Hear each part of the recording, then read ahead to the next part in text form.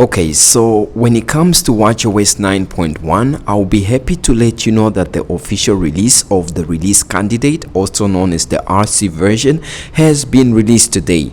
This update brings us a step closer to the official release, and you can see here for me on my Apple Watch Ultra, updating from watchOS 9.1 beta 5. This came in at exactly 204 megabytes. If you're going to be updating to this for the first time, expect the update size to be somewhere between 500 megabytes to 900 megabytes. And obviously we know that this is not all that Apple released today. In fact, if we were to go to the Apple developer page, you can see some other operating systems that came out, like iOS 16.1 RC, also iPadOS 16.1 RC, macOS 13 RC, watchOS 9.1 RC, of course. This is the video for that, and also tvOS 16.1 release candidate. Most of these updates I do cover here on the channel at Halfman Half Tech. So if you want to get to know your device better and know some of the new features and changes, definitely do subscribe so that you don't miss out. I've already updated my device here. You can see here, if I was to go into settings and go to general and then go to the about this watch section, you can see now we have a final build number, and the build we have is 20S75. That depicts a final build, and coming from beta 5 I had 20S5072A. so from an A build to a release candidate, that is something that is typical of Apple. It goes to show that it's more stable. And when it comes to this update as well, I did check for modern firmware version, and you can see here there is nothing showing at all. I did have one beta where this showed up, but at this time this is not showing with this update. Now let's talk about some new features and changes that are here with this update. This is the release candidate and might probably be the final release that comes out pretty soon. So the first change that I have to highlight for you is that since the Apple Watch Ultra has a new body temperature sensor, they've updated some of the health apps to be able to take note and utilize this. So if you go into your iPhone and go to the health section and go to browse, and once you go down to vitals and you go to where it says menstruation right there, you'll see that this page again, they've had minor wording changes just to show support for this.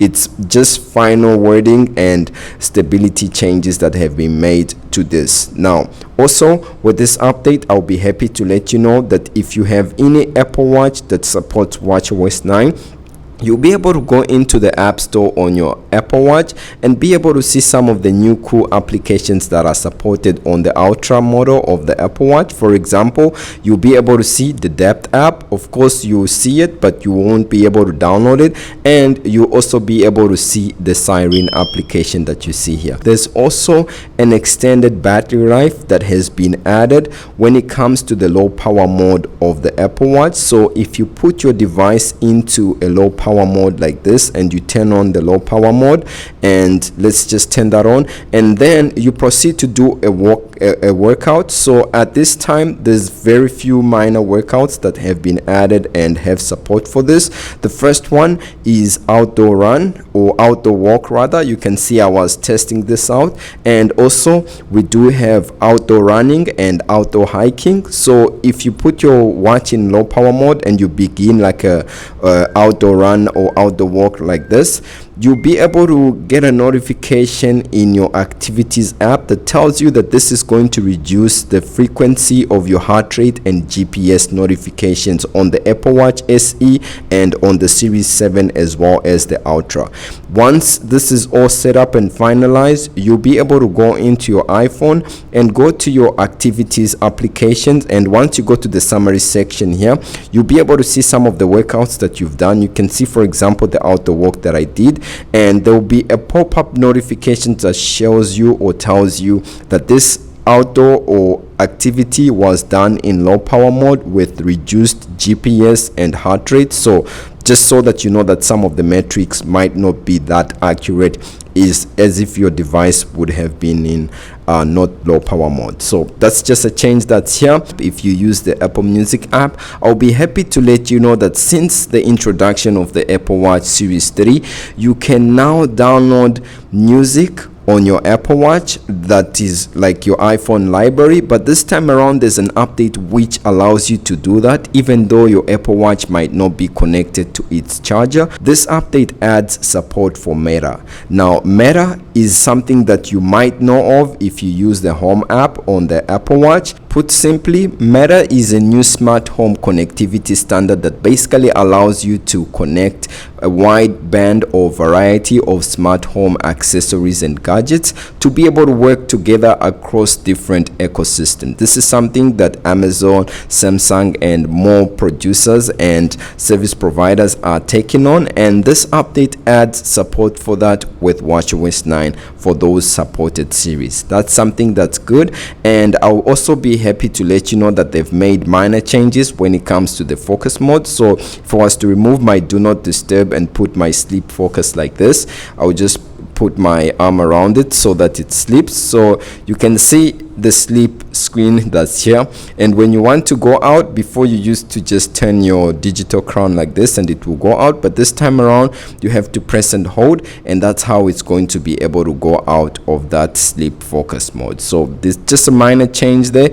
and also something that's here has to do with wording changes again for workouts. There's been more workout changes with this update. So for example, if you have your watch default setting language set to as British English, then there's minor wording changes where the done changes to complete for the British English fitness notification. That's something that's good, and also this update does provide some other minor changes, but at this time this is the RC version. I'm going to be doing a whole complete video where I cover everything about watchOS 9.1, and this update has some minor bug fixes. The first one has to do with voiceover, especially if you're using the new AirPods, where voiceover may not announce the app name prior to announcing the notification. So if you have AirPods, it usually say you have a notification from like WhatsApp or from Instagram, and then it goes to tell you the notification, but there were issues with that. And also on the weather app, or complications for different watch faces that you might have, sometimes when there's a chance of rain, that notification might be out of sync from what you might have on your iPhone, so there isn't really that continuity connectivity when it comes to the synchronousness. So that has been resolved with this update. And also hourly weather complications may not always be as accurate. Sometimes they may show AM where it's supposed to be PM, or the other way around, and time during strength workouts may not always be accurate, and Siri robot voice as well as the time to tell, quick time tell, has also been fixed. So let me just test out.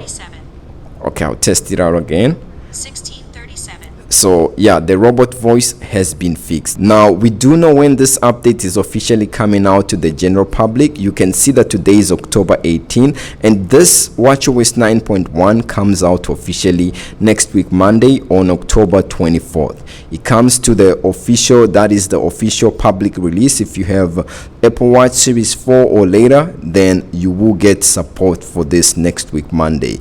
If you are on currently beta and you are like on beta 5 and you're thinking of updating to the release candidate, this is really a stable build at this time, and it's better than beta 5. And also, if you are thinking whether you should go and delete your beta profile, I would say that this is not yet the time for it, as sometime later on in the week, you never know, we might get another beta or another release candidate version that will wash out some of the bugs and issues that people will report with this RC version. Now, other than that, that's about it for me. If you like this video, do leave a like and subscribe, and I'll see you in the next video. Peace.